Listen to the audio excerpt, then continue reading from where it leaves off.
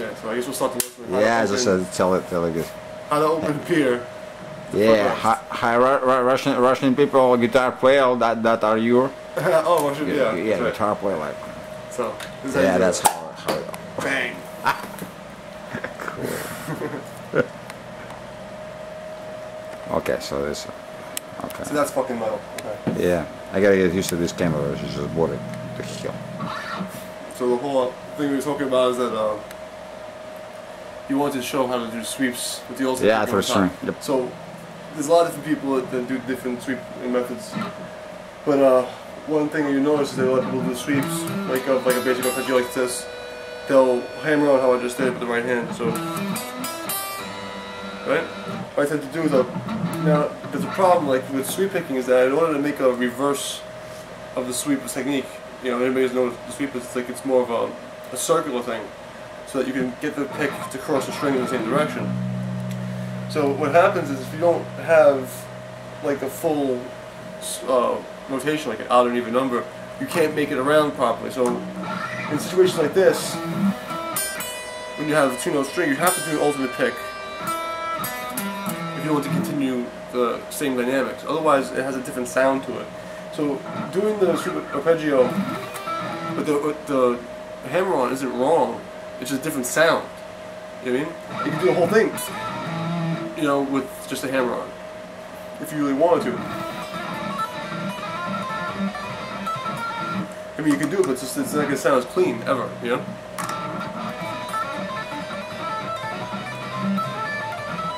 Or, you know, it just sounds better when you can time the pick with it.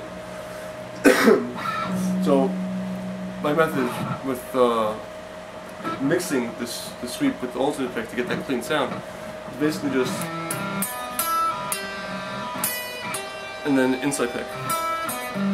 What I try to do is minimize that last down motion as much as possible, so that I wind up doing an inside pick. Because basically what happens is you can only pick so many different ways. You either pick outside the strings or inside the strings. So when I do that last movement, right?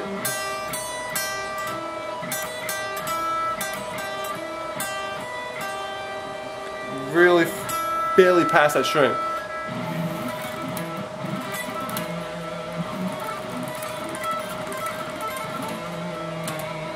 So that every single note is picked. Okay? That's how it's done. Okay? Amazing. Well, it's not really amazing, it's just timing the left to the right and getting the... I think the biggest mistake people make is that they try to use this hand as the guide when it should be just this hand. You know, this hand should be always one that's leading, no matter what you're playing. Yep. And this hand is just a support. So what should we start with to get this technique? To start with just learning first the alternate picking, and then you'll get better success. Learn the alternate picking first. I mean, you know, obviously we're expecting that people know all the scales and arpeggios first before they're trying to do any sweeping, because then it's pointless.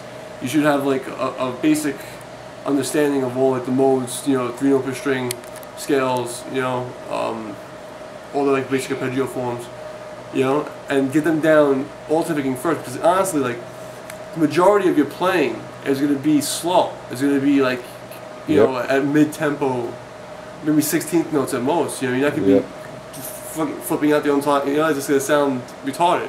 It's the change going from like, you know, different dynamics, hard to soft, fast to slow, and those movements of, you know, switching it back and forth is what makes it interesting. So you should be able to hit everything cleanly and you have to really think that like every note should be equal. Like my teacher says, like every move is universal in itself. You know what I mean? Every single note has to be treated equal, whether you're playing fast or slow. In order to get that in your head really the right way, you have to do alternate picking first. You know, this is just from my experience. Like, you know, you know, when I say sweeping, we're talking about all kinds of kind of picking, like circular picking, you know, raking. Any like how I break it down is there's only 2 types of picking.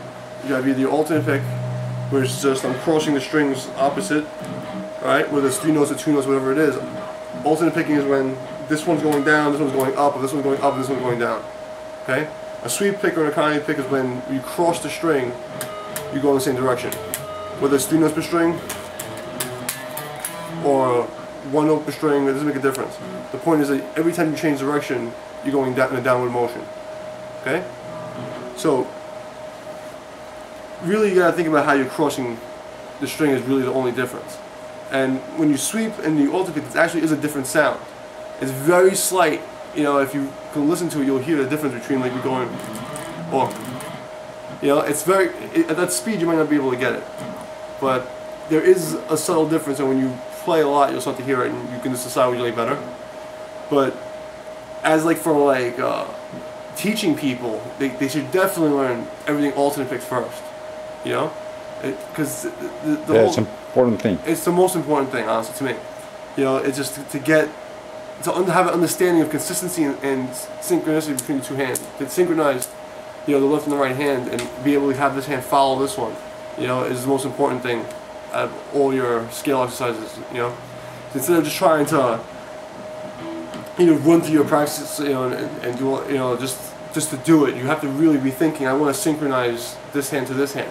And once you get, say, like a basic 3-note string pattern like Ionian pattern, right? Okay, once you get that down, that's also picking, right? Yep. You do that legato, same exact thing, because this hand's be doing the same thing. Now, if I want to cheat, for instance, like when I really do legatos, you can cheat your brain and just mimic the right hand moving. So once you learn the patterns and learn like triplets and quadruplets and all those other like little patterns, you figure, how do I learn legato? You know, like they have to learn. You don't have to do anything. You know, all you do is just take your hand off the freaking guitar and just make believe you're playing it.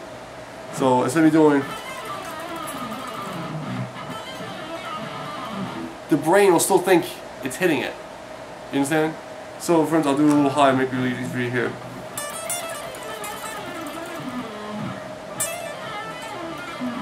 Right? I'm not touching the string though. You know, it's just a trick to get your hand, because when you practice these scales, obviously, right? Or it's like if I try not to, if I don't do it, I actually can't do it. It's just like what I'll do is because my point was, if I learn it alternate picking first, I learn sweeping, right? Then when I want to do legato, I can just take the hand off. It's just doing the exact same technique. You just take the right hand away. But then you're like, oh wait, you know, you get that synchronized feeling between the two hands, and it's like hard to break. So I just cheat and just take the hand off and keep picking. And what it actually does is it gets me back on time in the song, because I'm still keeping count. You know, if I'm like trembling in 16th or 32nd notes, I still have the count in my hand, so I can come back on the beat really easily. You know, it helps a lot. So that's a pretty cool trick. You know, does that make any sense? Yeah, it does. You know.